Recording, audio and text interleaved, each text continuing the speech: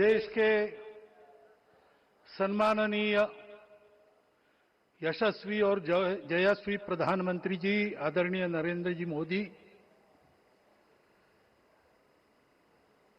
हमारे उत्तर प्रदेश के सम्माननीय मुख्यमंत्री जी श्रीमान योगी जी,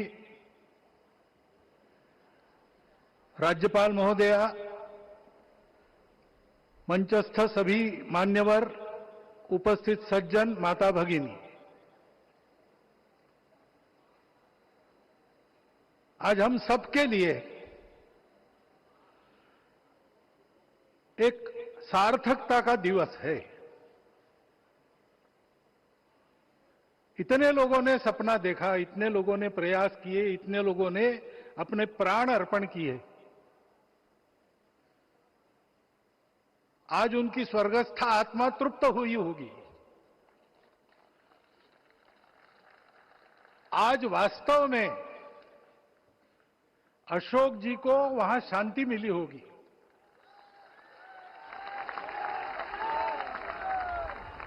महंत रामचंद्र दास जी महाराज, श्रीमान डालमिया जी, कितने संत, कितने गृहस्थ, कितने विद्यार्थी, उन्होंने अपना प्राणार्पण किया, अपना पसीना बहाया। जो पीछे रहे वो भी रोज ये इच्छा मन में व्यक्त करते रहे कि मंदिर बनेगा बनेगा, बन गया। और आज उस मंदिर निर्माण की शास्त्रीय प्रक्रिया पूर्ण हो गई,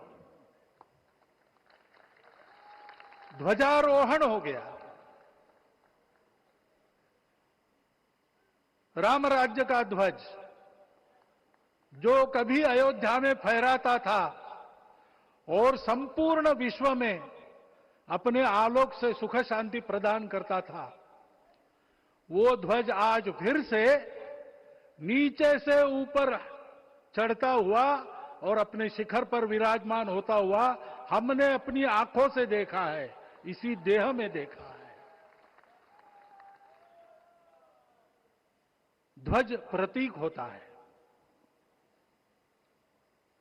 इतना ऊंचा ध्वज चढ़ाना कितना समय लगा आप जानते हैं? मंदिर बनने में भी समय लगा। 500 साल छोड़े तो भी 30 साल तो लगे ही। उस मंदिर के रूप में हमने कुछ तत्वों को ऊपर पहुंचाया है।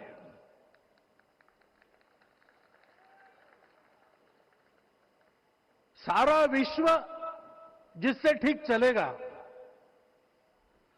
अपने व्यक्तिगत जीवन, पारिवारिक जीवन से लेकर तो सृष्टि जीवन तक सबका जीवन जिससे ठीक चलेगा, वो धर्म, उस धर्म का प्रतीक भगवा रंग, वह इस ध्वज का रंग है। ये धर्म ध्वज है। इस धर्म ध्वज पर रघुकुल का प्रतीक कोविदार वृक्ष है। वैसे रूप देखा जाए तो कचनार जैसे लगता है।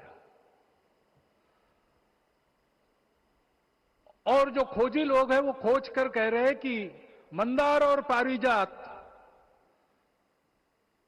दो वृक्षों का एक तरह से संकर है। दोनों वृक्षों के गुण, ये दोनों वृक्ष देव वृक्ष कहलाते हैं। दो देव वृक्षों के गुणों का समुच्चय ये वृक्ष है। और ये वृक्ष उस रघुकुल की सत्ता का प्रतीक है। वो सत्ता वृक्ष से व्यक्त होती है, जिसके बारे में कहा गया, छायाम अन्यस्य कुर्वन्ति तिष्ठन्ति स्वयं आतपे। सबके लिए छाया देते हैं, स्वयं धूप में खड़े रहकर। फलान्यपि परार्थाय, फल स्वयं उगाते हैं, दूसरों के लिए बांट देते हैं। वृक्षा सत्पुरुषा इव, वृक्ष सत्पुरुष होते हैं। और कचनार के गुण औषधि भी है। कचनार के वृक्ष का अन्न में भी उपयोग है। सब प्रकार से उपयोगी इस वृक्ष का प्रतीक हमने लगाया है। धर्म जीवन ऐसा जीवन होता है, और ये जीवन जीना है, उस जीवन की प्रतिष्ठा करनी है, इस जीवन का झंडा शिखर तक पहुंचाना है। चाहे जितनी प्रतिकूलता हो, चाहे जितनी कठिनाइयां हो, साधनहीनता हो, सारी दुनिया स्वार्थ में बहती होगी, लेकिन हमारा संकल्प है। सूर्य भगवान उस तेज के, उस संकल्प के प्रतीक है। उनके रथ का एक ही चक्र है। 4 चाक वाली गाड़ियां भी एक्सीडेंट करती है, तो एक चक्र चलाना है, और रास्ता खराब भी नहीं, रास्ता है ही नहीं। अधांतर में चलो रथस्य एकम चक्रम। रथ चलाने के लिए 7-7 घोड़े, उनको नियंत्रण करने के लिए सांपों के लगाम है, और रास्ता नहीं है, और सारथी जो है उसके पैर नहीं है। ऐसी गाड़ी चल सकती है क्या? कंप्यूटर में डाटा डालेंगे, कहेंगे नहीं चलेगी। लेकिन बिना थके रोज पूरब से पश्चिम जाना आना सूरज भगवान कर रहे हैं, क्योंकि कार्य की सिद्धि स्वत्व के भरोसे होती है। हिंदू समाज ने लगातार 500 साल और बाद के दीर्घ आंदोलन में अपने इस स्वत्व को सिद्ध किया, और रामलला आ गए, मंदिर बन गया। यही बात सत्य पर आधारित धर्म, सत्य जो प्रतिनिधित्व होता है ओंकार से, वो सारी दुनिया को देने वाला भारत हमको खड़ा करना है। हमारे इस संकल्प का प्रतीक यह राम मंदिर, उसकी प्रक्रिया आज हमने पूरी कर ली है।